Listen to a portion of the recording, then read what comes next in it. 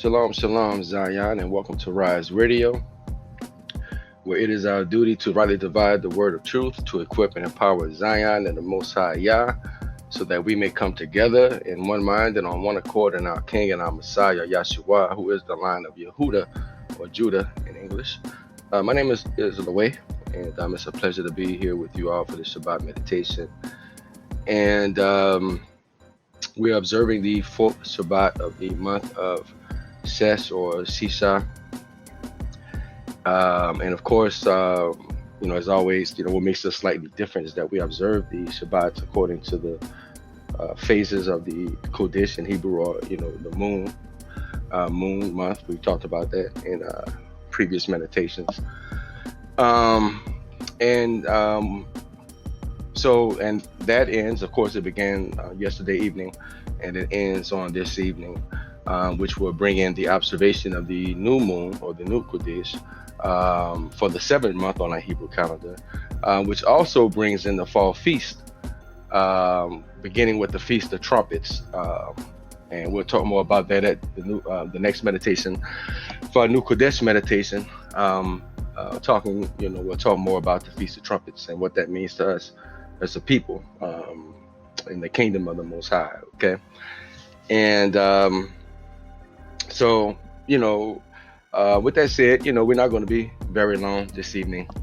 I just wanted to share a scripture with you all and encourage Zion as we move into our New Year celebration and our fall feast and ending the month of Ses.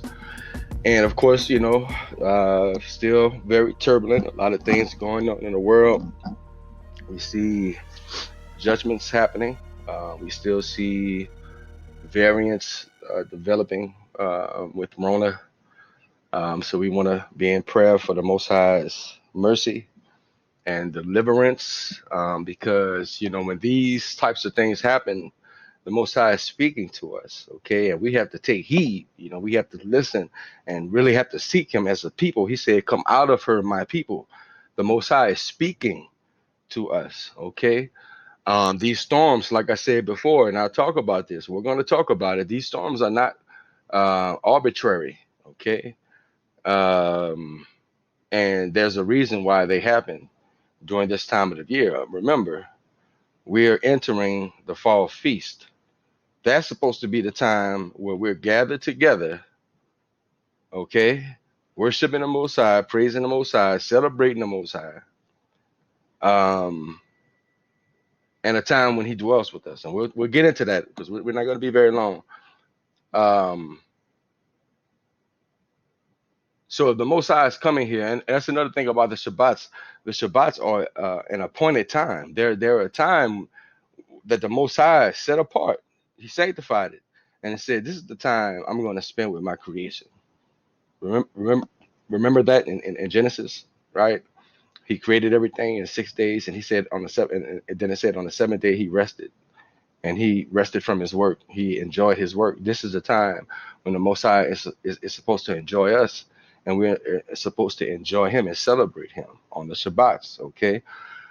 So, and that's why, when we observe it, it's a great time to pray and to meditate on his word and to seek his face, to seek his presence, and stay synced up with him, because then he'll give us understanding as to what's going on in the world and why it's going on.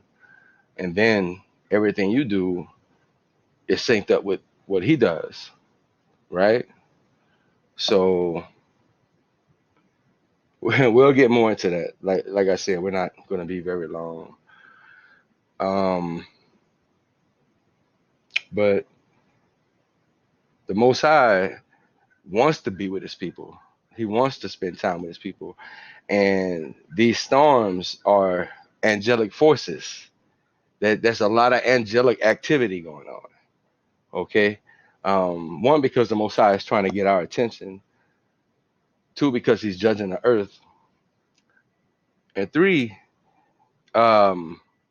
the enemy is trying to stop that. You see, we're here in captivity. We're not in our homeland, so we're still here in captivity. I don't care what level of life you may think you're in. We're still here in captivity. We're not a nation. So there's an uprising in the angelic world. That's fighting going on. Okay, a lot of spiritual activity, that happens during this time of the year, because this is the time that the Most High is demanding to be with His people. This is the time that we are anticipating not only His return but our deliverance. So, like I said, I already talked too much about what we're going to be getting into, but let's go ahead and share this scripture. Before I do, I just want to, send prayers to everyone who may have suffered loss during this time. Of course, we're losing a lot of our loved ones. Personally, I have acquaintances, peers I grew up with, and recently we lost, the black community, quote unquote, black community, took another hit with the loss of our brother Michael Williams, known from the Wire. And so we want to be in prayer for his family and his friends. I'm just looking over social media and I see that he was really loved by many people. And you know, um, and of course, like I said, we know him from The Wire. His controversial role as Omar. Um, you know, and that was one of the reasons why I liked The Wire so much. Not because it was just such a hard show. It wasn't a show like, I'm gonna prove I'm gonna be the biggest drug dealer or whatever. No, it wasn't. It wasn't like that. It was an educational show that really showed the world what's going on in our community and the plights in our communities. Because you know now it's a big deal. Because it has entered other communities, the drug epidemic or what have you. But when we were coming up in high school, a lot of my peers, I was surprised to know that so many of our youth at that time, and I was young. I went to high school in the early '90s, early to mid '90s, and these guys, young brothers, on dope, like on heroin and stuff, and because in our neighborhoods we see so much, at that time. I mean, we're talking about a city that had more murders than the days of the year, and in one year. And I like I said, I knew a young brother who maybe I think he was in a sophomore year. He lived in the St. Thomas at the time, and just a cool dude, man, always laughing and smiling. But he died from an overdose, died from a heroin overdose, and so just a lot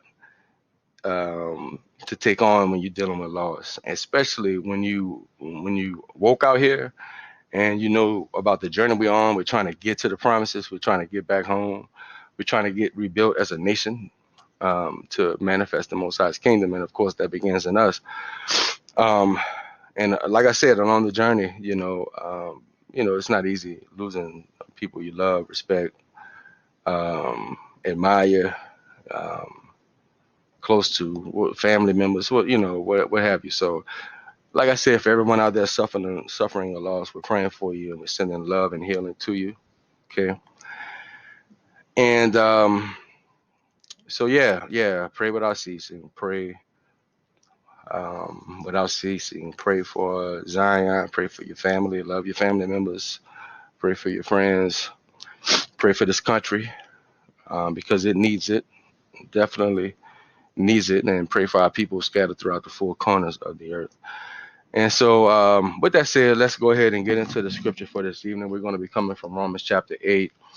And I'm not going to read the whole chapter. I will note here that the Apostle Paul, who wrote this scripture, this particular letter, said that there is now no condemnation in those who are in our Messiah, Yeshua. Okay, excuse me, who don't walk according to the flesh, but according to the Spirit. All right.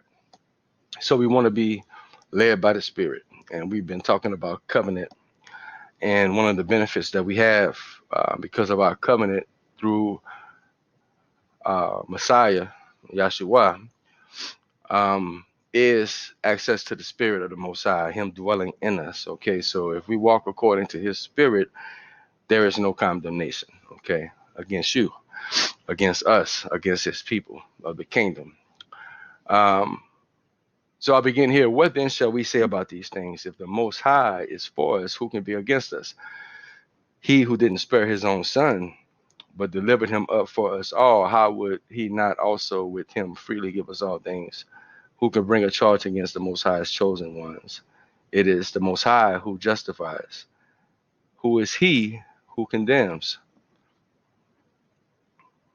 Then it says, it is our Messiah who died, yes, rather, who was raised from the dead, who is now at the right hand of the Most High, who also makes intercession for us. So he's praying for us, okay? And we're going to get more into that. We're going to get more into that about the praying spirit and how the Ruach or the spirit works when we pray.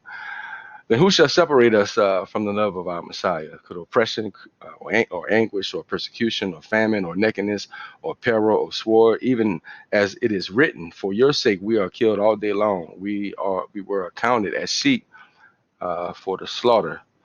Excuse me. No, in all these things we are more than conquerors through him who loved us. For I am persuaded that neither death, nor life, nor angels, nor principalities, nor things present, nor things to come, nor powers, nor height, nor depth, nor any other created thing will be able to separate us from the Most High's love, which is in Messiah, Yahshua, our King. Okay, and that's Romans 8, verses 31 through 39. So I want to encourage you to meditate on this scripture, read the whole chapter if you can.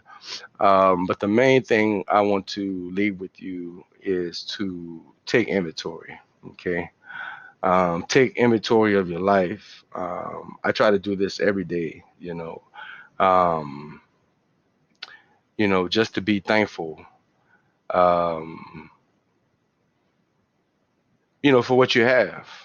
If you have shelter, if you have clothes, if you have food, um, you know, transportation, you have your health, you know, even if you don't, even if you're not, even if you're lacking in these areas, you might be lacking in your health, you might be lacking in shelter, you might be lacking in food, just be thankful for try to find something you're thankful for, you know, um, or try to find something that's good in your life and be thankful for that.